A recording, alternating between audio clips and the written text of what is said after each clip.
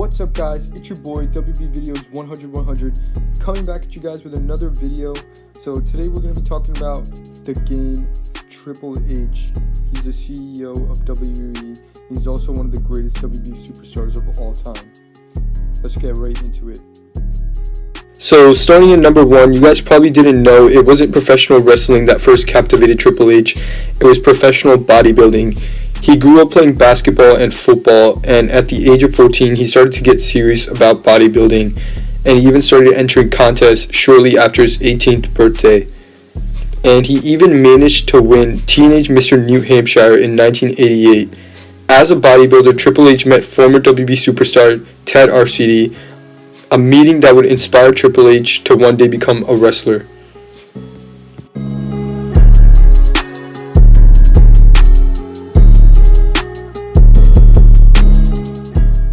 At number 2, you probably didn't know that Triple H practices teetotalism, complete abstinence from alcohol. This is why when he was with the clique, he would often be the driver home as all the other members would get drunk.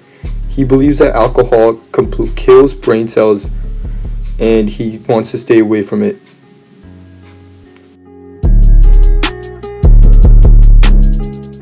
At number 3, we know that his name Triple H comes from his first name in WWE, Hunter Hearst Helmsley, but you probably didn't know that his other nickname, The Game, was actually supposed to be for the late Owen Hart, who unfortunately passed away during an accident. Triple H decided to take on the nickname a few months after his passing in order to respect him.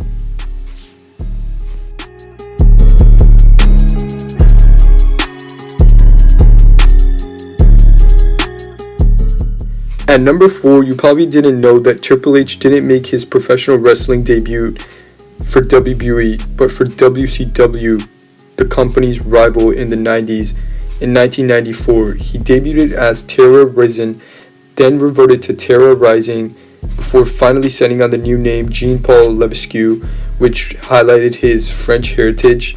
He didn't sign a long-term deal with WCW because he knew he wanted to head to the WWE and just wanted to polish his game before going there.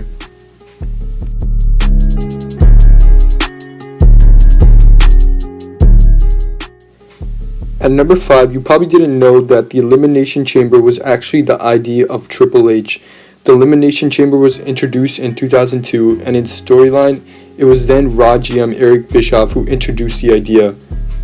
But it is really the brainchild of Triple H. He said he envisioned a steel structure with 4 wrestlers locked in 4 corners and 2 wrestlers starting the match and 1 wrestler joining the match at intervals.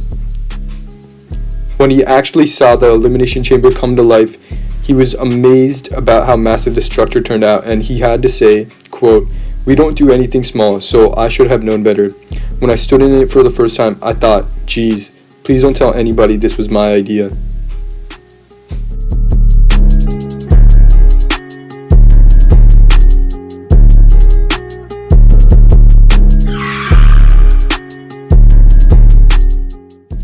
At number 6, we know that Triple H won King of the Ring in 1997, but he was actually supposed to win it in 1996. The tournament was going to take place on June 23, 1996, but of course less than a month prior, Triple H involved himself in the infamous Madison Square Garden curtain call alongside Kevin Nash, Scott Hall, and Shawn Michaels. They broke kayfabe at the end of the live event. They were all hugging in the ring, celebrating the fact that it was Hall and Nash's final night working for the WWE. Of course, they couldn't punish the 2 men that wouldn't be working for the WWE anymore, and Shawn Michaels was a WWE World Champion, so Triple H was made to take all the punishment, and he was not able to win King of the Ring that year. But of course, he went on to win Ring of the Year the next year, and obviously WWE worked out their differences with him, as he's now the CEO of the company.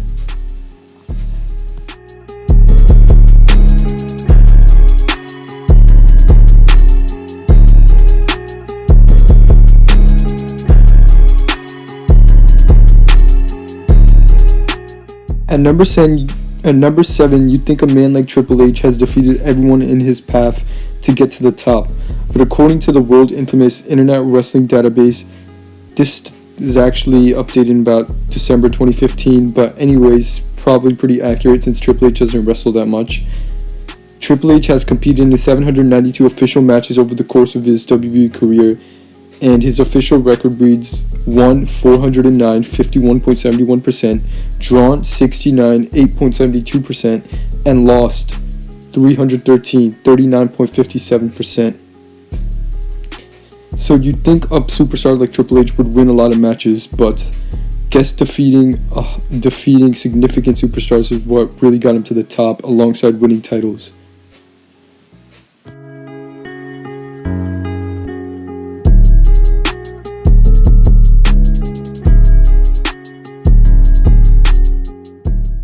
At number 8, he wanted John Cena to be fired initially.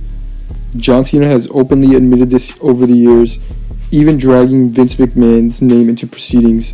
Quote, "Back in 2003-2002, when I was just wearing boots and tights and I was supposed to be the ruthless aggression young good guy, nobody in the company liked me. I know Vince McMahon won't admit this, but he wanted me fired. Triple H wanted me fired. Everybody hated me. They just wouldn't give me a forum to showcase my talents. I've always been able to connect with the audience if given the ability to speak." Triple H has stated in many WWE-produced DVDs his disdain for the young John Cena's body of work and how terrible he thought of the young pretender was. Maybe he spotted how much of a threat the leader of C Nation was going to be from the get-go. Obviously, they probably have a good relationship at work, but I wonder if Triple H still thinks John Cena doesn't deserve all his success. Though Triple H has lost to John Cena in the past, so maybe he's changed his mind.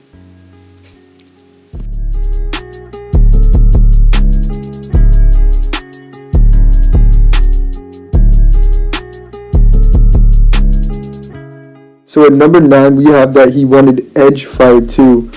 So Edge was one of the game's targets back in 2005 after the aftermath of the whole Matt Hardy and the cheating scandal. He obviously took Matt Hardy's side, as he believed that Edge betrayed Hardy and he should be the one to bite the dust. HHH was supposed to feud with the Rated R Superstar in 2006, but he reportedly said the time wasn't right and refused, but strongly believed that there were some deeper motives behind his reluctance.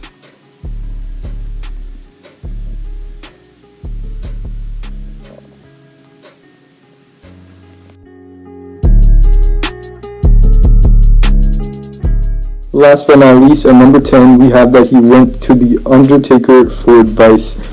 Now, the circumstances around which Triple H and Stephanie McMahon's real relationship started are very controversial, but it is little known.